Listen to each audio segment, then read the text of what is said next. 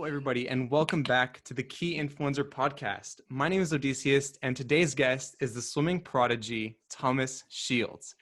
As a senior in high school, he competed in the 2008 Olympic trials in 4 events. His first international competition was in 2011 at the World University Games of Shenzhen, China. And the very next year, he competed in the 2012 Olympic trials, placing 3rd in the 100-meter butterfly. He's set and broken several American records, and most notably, he's won gold in the 2016 Olympic Games as a member of the 400-meter medley relay. And these are just to name a few of his countless accomplishments as one of the greatest swimmers in the world. So please help me in welcoming the man, the myth, the legend, Thomas Shields. Oh, you're too kind. Thank you very much.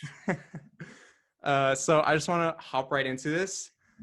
So just as a senior in high school, you were obviously able to do something that like 99.9% of the population could never even imagine themselves doing, and that's competing in Olympic trials. So just the fact that you were a senior in high school, like what were you doing differently that separated you from like the rest of the world? I don't really know. I didn't really think about it that way, to be honest with you. Fun fact, there was more people my age at Olympic trials in 2008 than 2016. Yeah, there was more, like, I think I was 16. I was becoming a senior, right? So I think there was like 25 dudes and women. And when I was like 2016, I was 25, turning 26, 24 or whatever, somewhere around there. And there was like more people move on from the sport as you get older. So it's just kind of funny to think about. But yeah, I don't know. I just kind of like was on the new national junior team, and that was a qualification meet for us there. I didn't make like a Mexico trip, and none of like my class or era made it out of high school.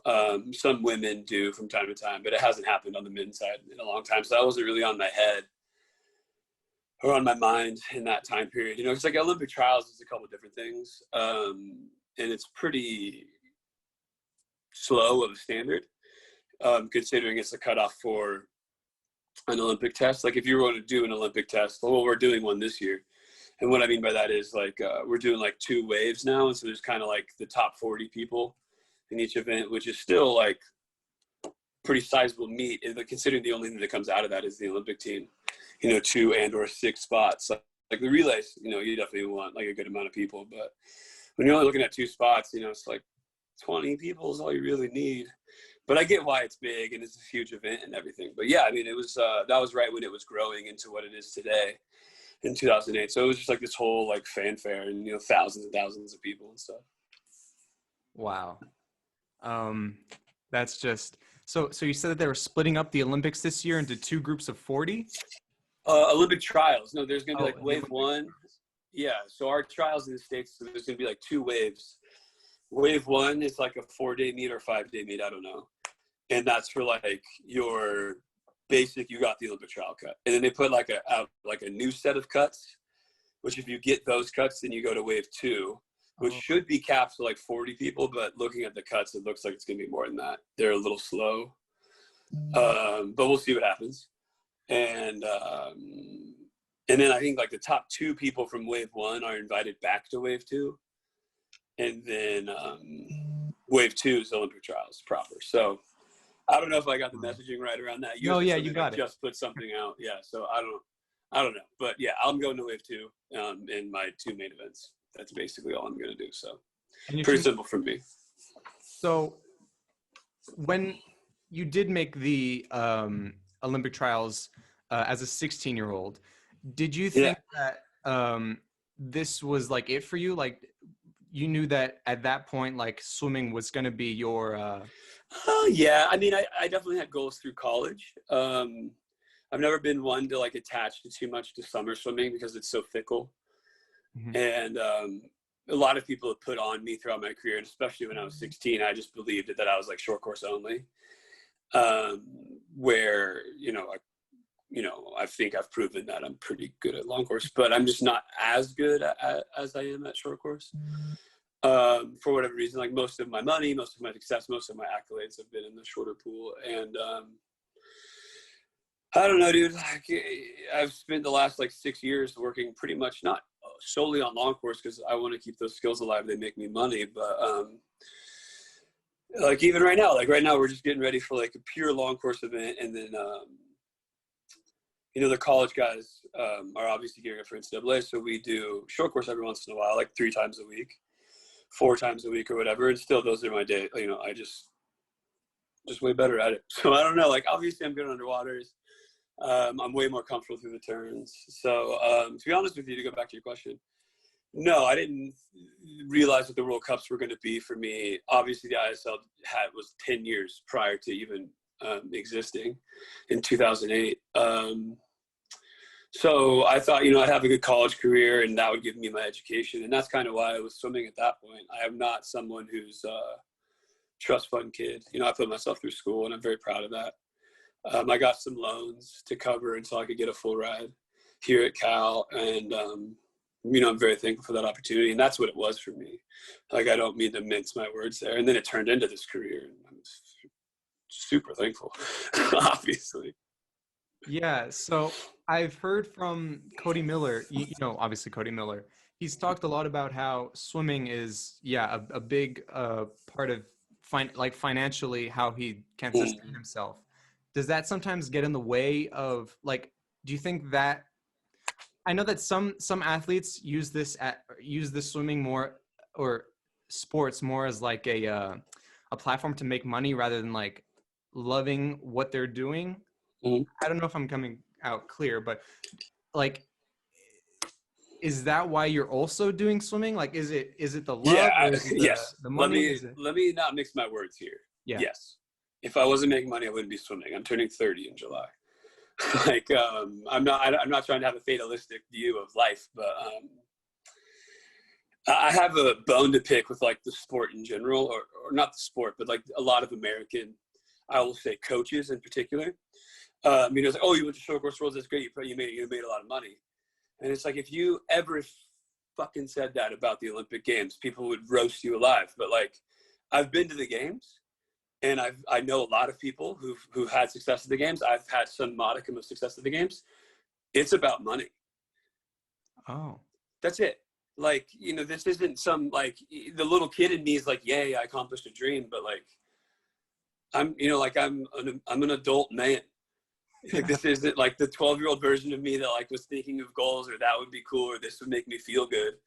Like, that doesn't matter at all. And like, that 8-day period every 4 years is like the most money you can make. So like when I talk to someone else who's at the games or who's been through that games, and I that's awesome. I'm really happy for you. It doesn't need to be said all the time that, it's about the money, but it is about the money. Like, that's just the way it is. So like what I've always resented as someone who's, I can make a little bit more impact medal wise than me, maybe not more money out of short course worlds. It depends on, how you scratch and sniff earning money, because longevity values obviously higher for like clinics and stuff for the games, but blah blah whatever, you know what I mean. Like, so I've always resented like, like I'm just here for the money, but I go to the games for some other reason. Like, if the games wasn't, especially in 2016, if Kellogg's wasn't wanting me to make the games and like offer me money to do so, I probably wouldn't have tried to, like, nobody would try to do it. So I just think it's this weird like double standard that coaches have in their head, or not in their head, in their mouths, because why do coaches want you to make the Olympic team? Money. Yeah. To get you on NBC and move their name forward and get better jobs and get more kids and get more clinics. Like, that's what this world is. And so I'm totally fine with that. And I think that the Olympics is too. It's been almost 40, I guess it'll be 30 years in a year, since they allowed professional athletes. I think it was 92. I don't know, but whatever. Since the Dream Team, I was a kid, or like not even remembering things yet. But you know what I mean? Like, that's what I mean. So my entire life has been the commercialization of the Olympics. And if you're mad at me for like being motivated by money, then like, I'm not some guy who's going to take like 2 to 3 years off and come in and try and win. Because I need to make money. So that's why I swim in the off years. And like, if there's people who do that because they come from money, I'm not against that. Or if there's people who do that because they make enough at the games and they're a big enough name, which there have been in the past, but it's still like, you know what I mean? This isn't like, I'm not doing this for the love of the game. Like, if you look at every opportunity in my life from the now to the next 5 months, what's the most money I can make in that 5 months? The answer's been swimming since I was 23. Oh, wow. So I will continue to swim until that's no longer true, most likely. Obviously, there's long-term plans building, and you can do other things, and swimming's cool because you are like self-employed. So there's, you know, what that money coming in can change as you get older. And that's, you know, options that I should have been looking at and that I'm certainly going to look at now, you know, one way or the other. So yeah, like that's just, it's a career. And I love my job. And, you know, the Japanese culture has, I'm going to screw up the pronunciation, but it's Ike, G-A-I, like Ikigai. And this means like, you know, the perfect circle of like, does it help the world? Do you love it? Does it pay? I think there's another one, but basically, yeah, I don't know, swimming help the world, I don't know, but like, I like it and it makes me money. And there's an argument to be made that like, the way that a lot of us do it, it helps the world, it helps the community behind us. And like, I like to think that maybe not me particularly, but I can push the sport forward and kids will look up to someone and want to go to college and get an education. And for me, they paid for my education, and it can for a lot of people who aren't, you know, in a good school situation or in a good financial situation. You know, academic money is hard to come by, and sports is a good racket for that. So I don't know, you know what I mean? And I'm not here to defend sports in college. I think it's stupid, but it exists, and that was the best thing that I was at, you know, when I was 12. Like, I'm okay at school. I'm pretty good at reading and writing. I suck at math. My scores were terrible. So you just got to like push where you are good. And that's my message. If I have any message in this life. Wow, that I've never heard that. Like, I've never heard that point of view before. I mean, it's a very realistic one, obviously, but I don't know. Well, I think the guys who build the games up in their head don't make it, because it's hard. You know what I mean? It's hard to show up to trials and have that like childish view. Mm-hmm. You know what I mean? It's like have a very like pragmatic view, and it's not life or death. It's not like I don't want to be anything. You know, I am myself.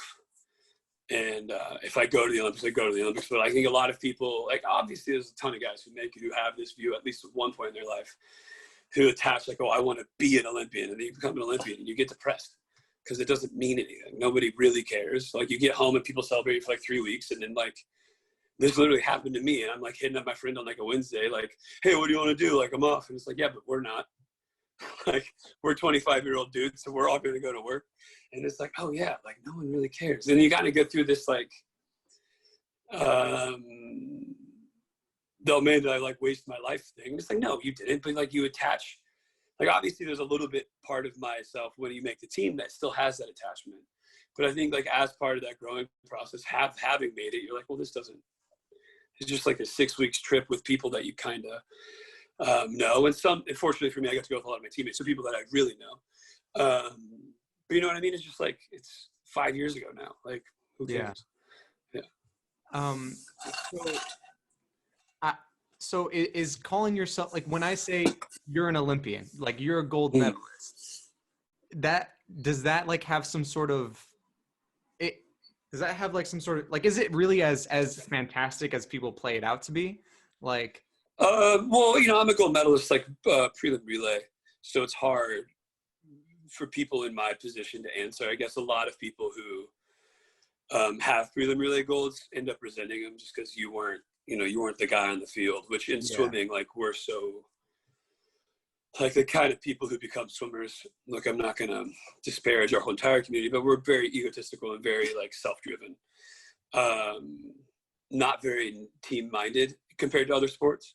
I would say, you know, we at Cal are very team-minded, but so I'm more speaking like swimmers in general. And I think most college swimmers are very team-minded. I'm not putting Cal above or below anybody in that regard. But more of what I mean is like we, you know, when you ask them what they want to do, it's like, well, I want to anchor the relay to win, or I want to like be the guy on the podium. Like obviously, right? Like that's why you swim.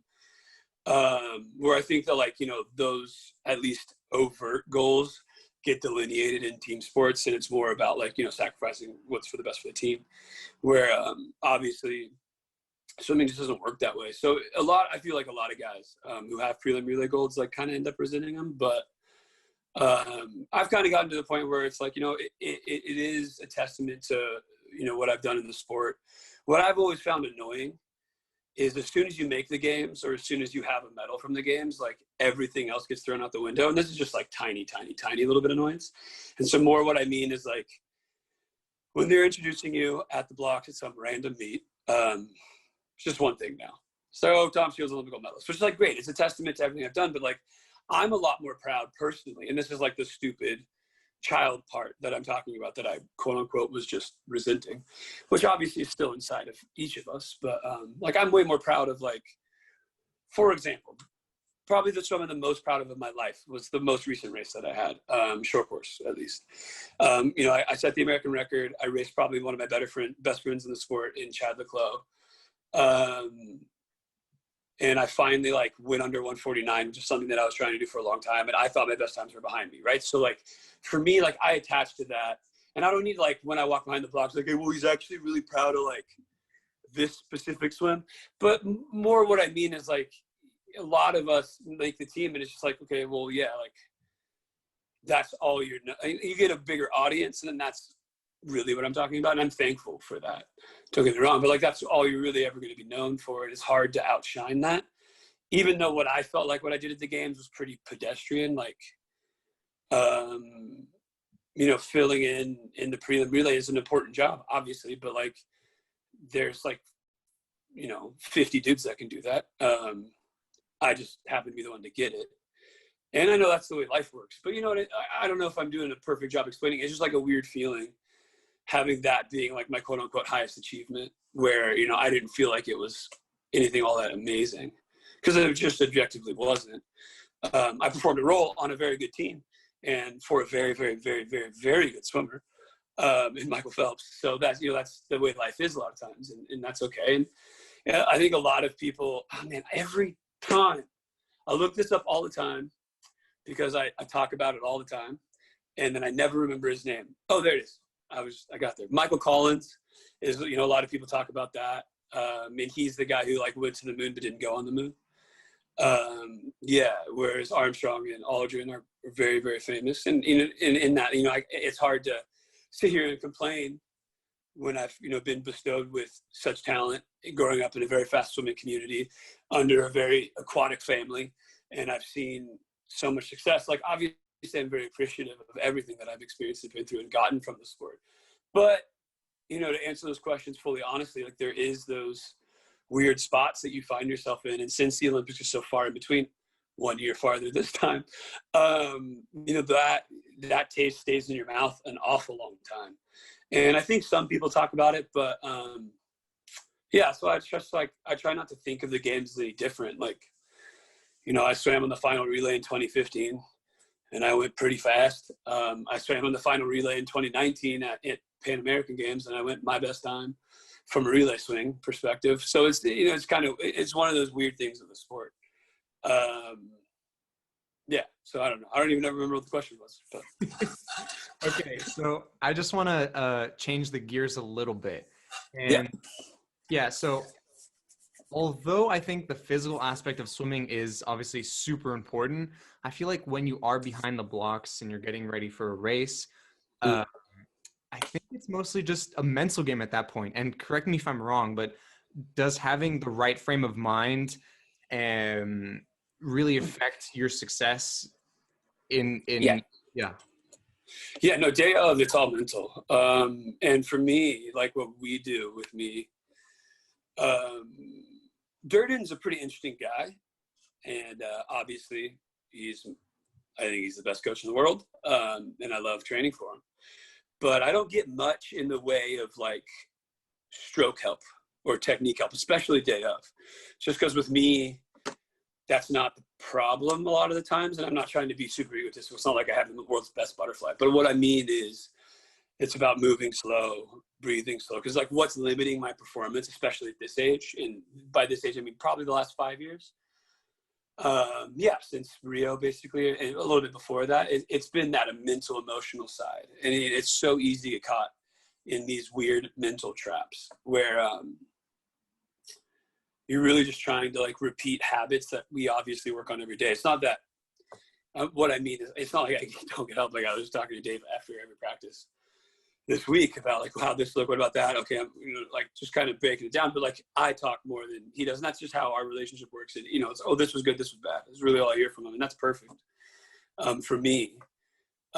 Whereas like after races, I'm just kind of telling him what I went through and how to get better next time. It's from like a whole entire perspective, not just like rates and this, that, and this. That's just not really what I attach to. And in butterfly, it just doesn't change much.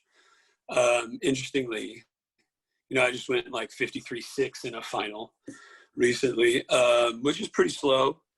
But whatever, we're in a deep training phase. But it was just, what is interesting, it was the same stroke count, same stroke rate as my best time. Oh, wow. So that's why in butterfly, it's really hard to like bean count and needle pick, because like like there isn't much different metrically from like a good swim and a bad swim. It's more of like, did you hit your wall? How was the approach underwater? And how much energy just do you have? And being my best event, and there's just not much to talk about a lot of times. You can't, like, are you being disciplined in your breathing pattern or are you not? You know what I mean? So how much are we really going to beat that to death? So yeah, the mental side is like everything. So like, especially in Budapest, what we were working on is just breathe slow, move slow, like to the point where it's like the way I got my kickboard out of my bag pre-race was like what I was working on. So yeah, I think day of, that's the most important factor. Do you have any? If not, sorry. Oh, keep on going. Now you got it. Oh, okay. Yeah. So do you have any kind of like rituals behind the block that you do that could help you get in the zone? Oh yeah. Yeah. So we worked with Ken Revizza before his passing, and he worked with baseball players. And baseball players are notorious also for doing the same thing. So whatever it is, just do it and get in your rhythm so you feel comfortable. So like I kind of do, so I swim a lot of times with Phelps. Obviously, pretty much like every 100 fly from 14 forward at a pro swim or meet, he was there. And the cadence changes with him because he's a little bit slower to get ready, which I was always thankful for. But he kind of had to fill that time up. And like backstrokers, like take a lot of time too. There's a little bit more of a transition there. So I feel like, Phelps's like individual impact on flyers, it's like we take longer now versus like I've noticed when I go out for freestyle races, like not that I final very often, but I'm kind of like, wow, everyone's just kind of like up there.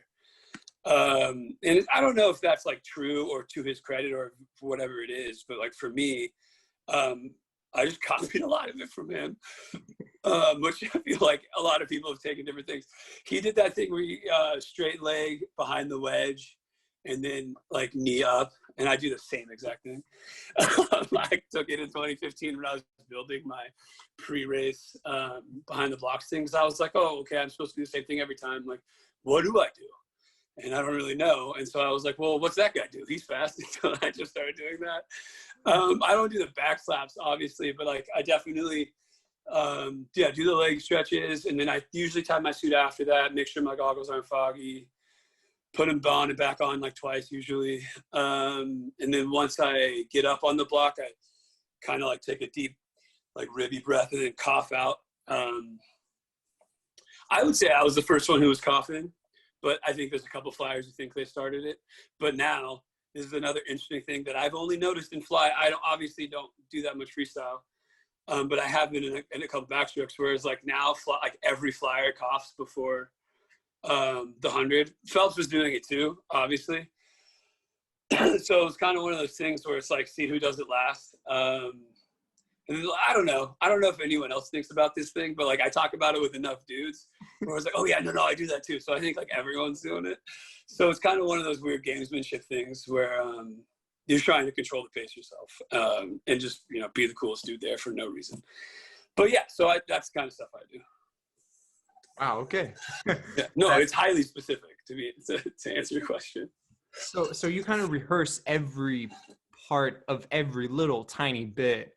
Oh yeah, and we all know each other's too. Just like there was that famous, there's a pitcher, I can't remember who it is. Obviously, my bad. Oh, I think it was Bauer, who did his teammates' stances during a game once. So he would do like a different teammate's bat like rehearsal and stance. And I remember at the ISL, we were kind of bored at dinner, and like we were seeing like how many people's pre-race like jump approach to the blocks we could remember. And it's like, you actually know a lot of people's once you've been around a while. And it's like, oh yeah, I guess that person does it, like, because everyone just does the same thing every time. It doesn't really matter what it is. A lot of people like do the slap things. Oh yeah, which was supposed to be circulation, but like our coach in LA was like the first dude who started having swimmers do that. David Marsh at Auburn back in the day, and he always thinks it's funny. He's like, yeah, they found some scientific reason, but like we did it just to be loud and annoy people. It's like, yeah, because like a lot of that stuff too is like, yeah, you want to make it about you, even if you're just making it about you in your own world, right? That's really what you're doing, is you're taking like a physical meditation moment to hone in on the next minute or so, right? So yeah, no, everybody, I think across the board now has whatever they do, and it's going to be the same thing every time. Wow. Okay. Yeah. That's really interesting. Anyways, Yeah. So you said this earlier. You said you're great underwater and open turn person. And yes, I've noticed that, especially in the last ISL, you were an absolute beast. Oh, thanks, man. Yeah. So, and I know that that's a part where a lot of swimmers lack. So do you think that you're something that I don't know how to word this right. It's like, are you working on things that other people don't want to do? Because I know a lot of people just hate underwaters. Like, I'm one of them. I hate underwater. Yeah, I don't know. I love it, to answer your question. And I think that whenever you get in a spot like this in life, I finally learned what the key term is, so I'm going to show it off here. There's a lot of I think it's called survivorship bias. And basically the principle is just because you survived the zombie apocalypse doesn't mean what you did made you survive the zombie apocalypse. That's where the term survivorship comes from. But more what I mean by that is I think asking elite athletes what they did to get there, you're going to get back from them a whole lot of randomness. And I think so it's hard for me to know specifically. I've always loved them. I think growing up and living on the beach, I did a lot of beach racing. That was my primary. I learned to swim to do junior guards. And my personal plan was to be okay at swimming enough to get recruited and do lifeguarding to make a couple grand in the summer, which as a kid is a lot of money. And that, I have family in that department, and my dad works in that department, my sister works in that department, and I kind of got too good at swimming to make it make sense to take 2 months off of swimming by the time I was 16. Like we were saying, because it was I could work the beach or I could go to trials, and so we just kept deciding to reinvest in swimming. So I never got to do that. But more of what I mean is in racing in the ocean, there's waves, obviously, where I grew up in Huntington. And, you can ride the whitewash to pick up speed, and how you continue to ride a wave that maybe doesn't support your body weight is a dolphin kick. So I've kind of been doing it since I was, 8, 9 years old. And I had to kind of learn that on my own, but it's called back in the day, we called it railroading, a wave in to help you through that race. And I could win the swims. I'm a pretty good swimmer. So that was just another part of that race that I learned, and I really attached to racing from a young age, obviously. So I think I just kind of knew the movement. And then once I started swimming full time, 2002 or 3, Phelps was, in full swing. And that was classic era Phelps, where he was I'm never going to say overusing, but that was the most he was using his underwaters. So I got to see that, and I was like, oh, well, I suck at swimming compared to these guys, technically, and I still feel that way. I'm not the most technical swimmer in the world. But I could do that. And so I just kind of honed in on that. And my, hypoxic ability is pretty big. I'm pretty barrel chested. I think those are like pretty good signs to point to, but to be honest with you, like, it's hard to say. Like, I just, the way that I've built my habits, is just a lot different than like your traditional swimmer.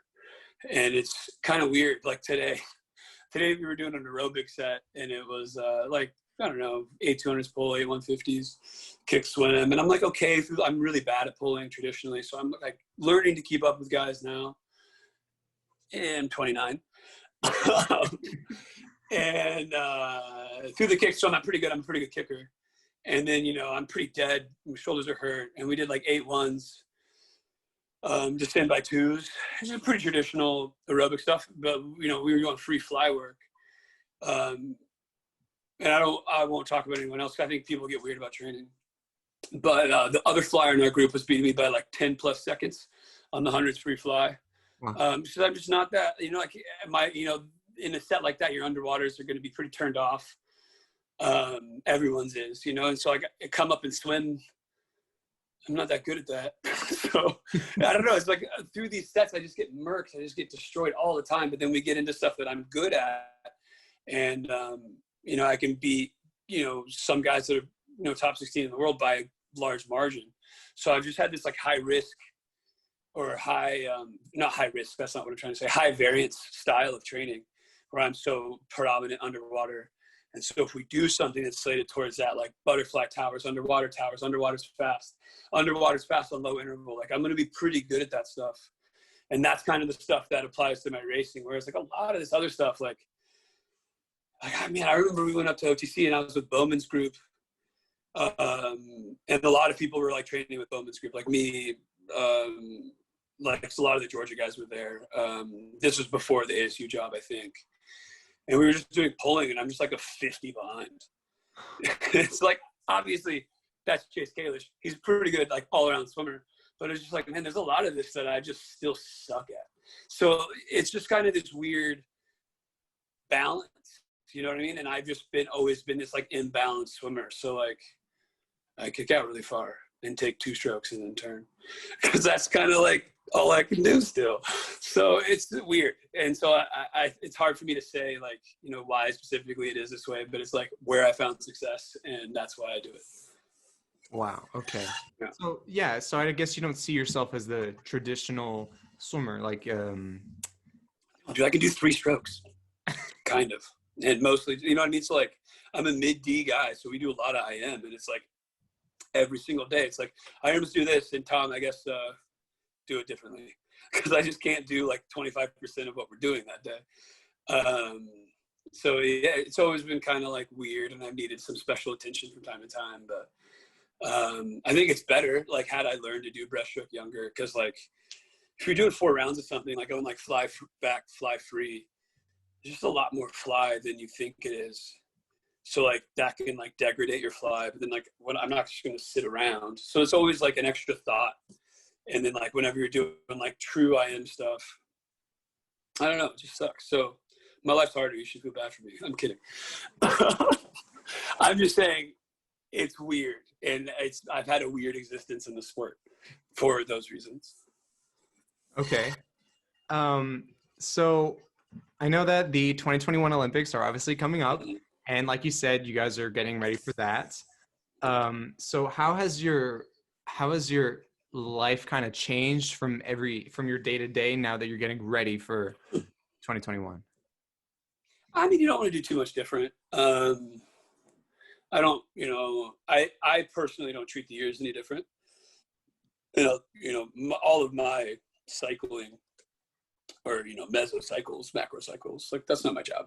You know what I mean? My job's today, and so I live in that pretty easily. I think like once a week, maybe once every 2 weeks, definitely once every 2 to 3 weeks, I'll be like, hey, like what's up? Or like, my main question always is if we are shifting phases, being like on a Monday morning, for example, this week we shifted phases a little bit.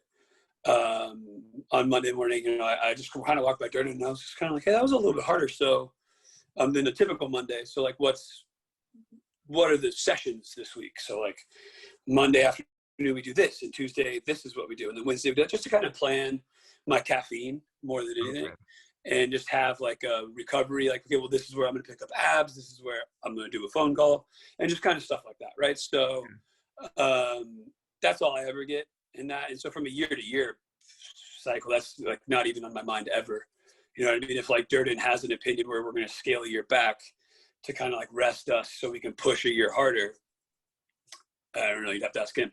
I'm sure we do that in some regard, or to an effect we do that, because like the pro focus isn't necessarily going to get like the nickel and dime, 100% extreme primo, whatever, which is life, right? But like, yeah, I mean, whatever. Like, I just try and be as best I can. Like, there's so much for me to clean up in my week to week, day to day. Still, that's all of my focus is on that always. Okay, nice. Yeah.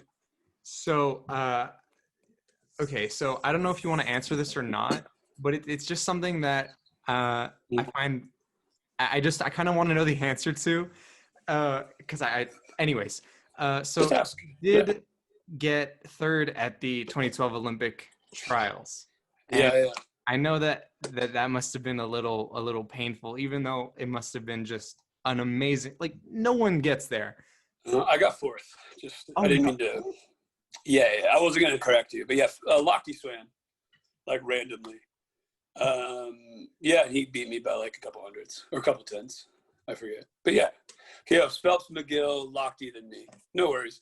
But no, I mean, I wasn't disappointed at all. And like, I was kind of slated to be third after prelims because everyone thought Lochte was going to scratch and they didn't. So, but whatever. Who cares? And so then I got fourth. And then I was like NCAA swimmer of the year that year. We had just doubled up on championships. So for me, that was like a big 24-month, 18-month haul to that March. And so by the time we got to trials, like I was kind of like out of it. And I was still very much living in my like self-perception of I'm not a long course swimmer until the 100 fly, really. Like I just broke 2 minutes that week in the 2 fly. So I've been like 140.3 as a sophomore in the 2 fly, and I didn't break 2 minutes until trials 2012, which I was after my junior year. So 140, 200, 201, pretty big range. And yeah, so like I broke 2 minutes, I got ninth, like whatever, and then like semis I went like 51.8, which at the time was pretty good. Still a good 100 fly, but not as people are getting faster. Anyways, and so like I was kind of, I guess I can do this. And so like the next day was all I had to really think through, like myself as an actual Olympic hopeful. And I mean, I dropped like 3 100s a night. Like I put up my best swim. I'm not sitting here being like, if I had a different mentality. No, I have maybe 51.6 at best. And I was 51.8. So, and my attitude was kind of like, all up until through that week was like, why am I here? I want to go home. I just want to be like with my family, with my friends. I don't care about any of this. It was kind of like my attitude that entire week until semis of the 100 fly, where I was like, oh, hey, like I can kind of do this. So I've always attached like a little bit differently to trials just because, I don't know. I don't have the same perspective that everyone else has. So I wasn't like devastated. Like I was like, okay, cool. So for one day, I thought I might have cared about this a little bit. And I invested in this. I put up my best performance and I didn't make it. Good luck, Nathan. I'm going home. You know what I mean? Nathan was the only guy we sent that year. So yeah, that's, it was 7 years ago, or no, 9 years ago. So, yeah, I don't know. That's all I remember anyways. Oh, wow. Okay. Well, I'm so sorry for getting that wrong. No, dude, chill. It's fine. I wasn't second. That's all that matters, right? Yeah. Well, yeah. Second. Okay. Yeah. Yeah. Second goes. Yeah. Yeah. But yeah, so this is just the last question, and I know that this is very subjective to the person, but what do you define as success? I think I heard Rob Schneider say this once. Continuing to eat and sleep inside is like always a good modicum. And then outside of that, like, the health part of wealth would be accomplishing goals, sense of purpose, and then am I executing with those around me to a high degree, which is predominantly what I focus on now. Because like after this is over, and I didn't understand this until I was much older, unfortunately, the only thing I'm going to keep from my time in swimming truly is the relationships. So that's my primary focus now. I feel I'm making up for lost time. I felt like I kind of screwed some relationships up. I was way too aggressive as a young man. Obviously there's the argument of, well, that's why you're successful, blah, blah, blah, whatever. I don't know, whatever. I treated people poorly, and in my own eyes, at least today. And that's one of my bigger regrets in my career. And that's one of my bigger focuses now. So success for me looks like that: eat and sleep inside, continue to accomplish goals and feel purpose, and then continue to grow the relationships that I have in the time I have remaining in the sport. And then it's going to look the same in whatever I do next. And what that is, I don't know. So don't Wow. Okay. That's all right. Well, is there anything you want to shout out? Any... I don't know. Wear a tier, go to Restoic, drink Red Ace, All right. Yeah. All right. Well, thank you guys so much for watching. This has been an amazing podcast with the one and only Thomas Shields. Remember to like and subscribe, and I'll see you all in the next one.